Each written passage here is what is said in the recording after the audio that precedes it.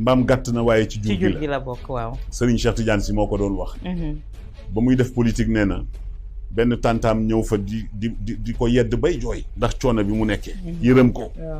Serigne Cheikh nee na ma bàyyi ba mu dem mu jël big ak fay bind benn way. atat ni wa hiya tabki min asaha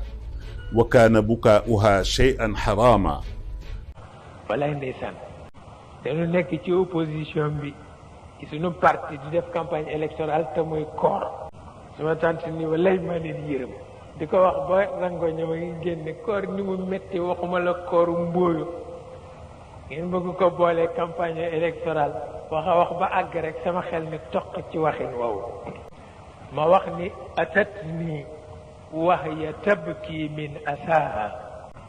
وكان بكاؤها شيئا حراما تقول أي ابن خير القوم ماذا تخوض الحرب أو تغشى الظلام فقلت لها وفي نفس انكسار وفي قلبي كلام وكلاما تقول أي ابن خير القوم ماذا تخوض الحرب أو تغشى الظلام فقلت لها وفي نفس انكسار وفي قلبي كلام وكلاما بنموتج قصيدة بموي أراني دائما في لبس حرب ولو ترك القطا ليلا لنام foofu ma intéressé alqata piccu përëntaan la ko olof di firee Serigne Cheikh nee na piccu përëntaan bu naawee xarfook xarfu utali lu mu dundale njabootam a tax waaye bu fa jógee ak coonoom ba ñëw ci tàgg bi ba tëdd pour noppalu boo ko bàyyee dina nelaw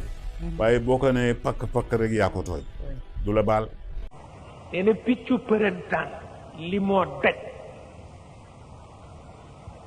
naaw xarfoog xarf wut lu mu musale njabootam lu mu leen dundale xareel leen